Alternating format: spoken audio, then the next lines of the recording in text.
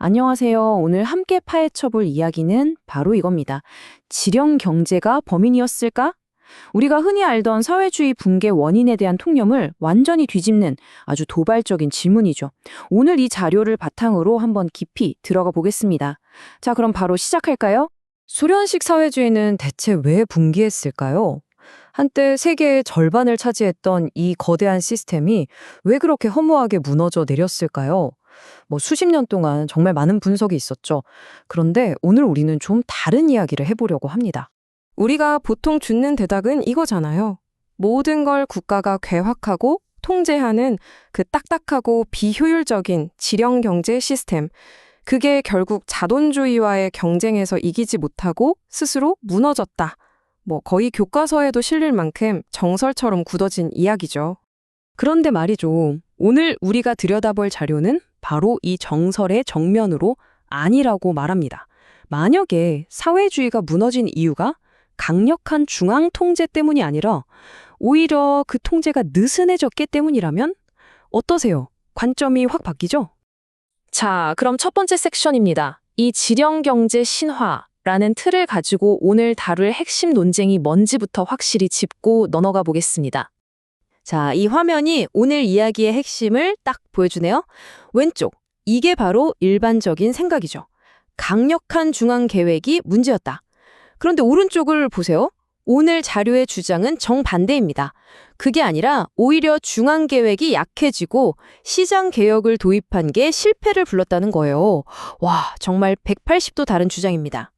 이 자료에서는 이런 변화의 흐름을 수정주의라는 단어로 설명해요. 이게 뭐냐면 원래의 핵심 원칙들, 예를 들면 당의 강력한 리더십이나 중앙계획 같은 것들을 버리고 시장 원리나 권력 분산 같은 걸 받아들이는 경향을 좀 비판적으로 이르는 말입니다. 이 개념이 앞으로의 이야기를 이해하는데 아주 중요해요.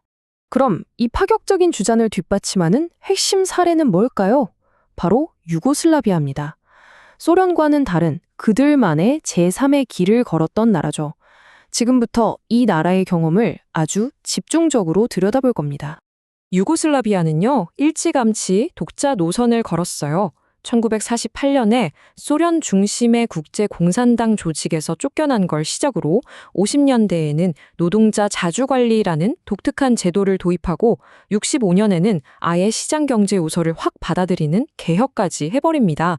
소련이랑은 정말 다른 길을 간 거죠. 유고슬라비아 몰델의 특징을 좀 더 자세히 보면요. 노동자들이 직접 기업을 경영하고요. 중앙 정부의 힘을 빼서 각 지역 공화국에 나눠줬어요. 그리고 기업들은 시장에서 서로 이윤을 내려고 경쟁을 했죠. 심지어 당 이름까지 바꾸면서 역할도 명령하는 게 아니라 설득하는 걸로 바꿨습니다. 정말 파격적이죠? 바로 이 지점이 정말 흥미로운데요.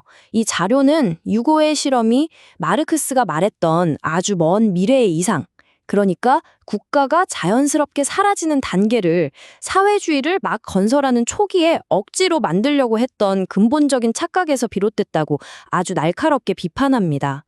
한마디로 이론적 첫 단추부터 잘못 끼었다는 거죠. 자, 그렇다면 이렇게 독특하고 야심찼던 실험, 그 결과는 과연 어땠을까요? 세 번째 섹션에서는 이 실험이 낳은 의도하지 않은 결과들에 대해 살펴보겠습니다. 자료에 따르면 그 결과는 참혹했습니다. 시장을 도입했더니 우리가 너무나 잘 아는 자본주의의 문제점들, 그러니까 실업, 외채, 인플레이션 같은 것들이 그대로 나타나기 시작했다는 겁니다. 특히 잘 사는 지역과 못 사는 지역 간의 격차가 벌어지면서 그동안 억눌려 있던 민족 갈등까지 다시 불타오르기 시작했다고 지적해요. 얼마나 심각했는지 보여주는 숫자가 바로 이겁니다. 1981년에 유고슬라비아의 외채가 무려 201억 달러. 당시 경제 규모를 생각하면 이건 상상도 못할 액수였어요. 이자 갚기도 벅차서 경제는 마비 상태에 빠졌고 사실상 나라의 경제 주권을 외국에 넘겨준 꼴이 된 겁니다. 이 그래프를 한번 보세요. 사회가 치른 비용이 한눈에 보이죠?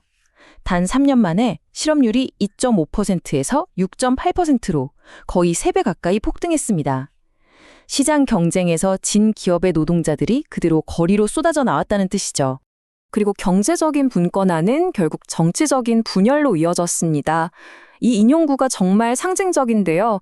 각 공화국이 아예 연방에서 떨어져 나가서 독립국가가 되겠다고, 우리 군대를 만들겠다, 유엔에도 따로 가입하겠다, 이런 요구까지 공개적으로 외치기 시작한 거예요.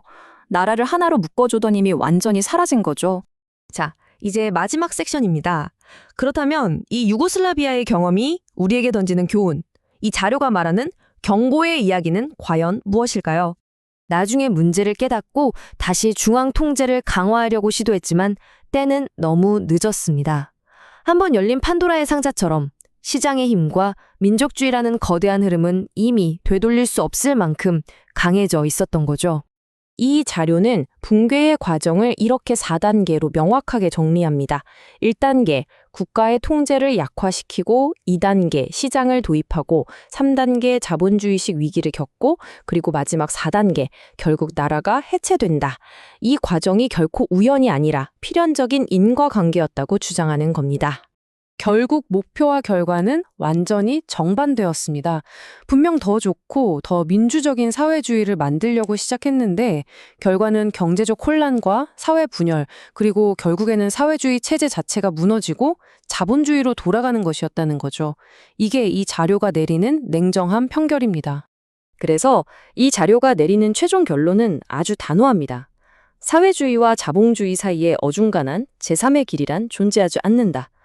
중앙계획 같은 핵심 원칙을 버리는 건 개혁이 아니라 자멸로 가는 길일 뿐이다. 라는 거죠. 자, 오늘 우리는 사회주의 붕괴에 대한 아주 대담하고 새로운 시각을 하나 살펴봤습니다. 이제 이 마지막 질문을 여러분께 던지면서 마무리하려고 합니다. 유고슬라비아의 이 실패, 그저 그 나라만의 특수한 역사적 사건이었을까요? 아니면 이 자료의 주장처럼 뭔가 보편적인 교훈을 담고 있는 걸까요? 여러분의 생각은 어떠신가요? 오늘 이야기는 여기까지입니다. 들어주셔서 감사합니다.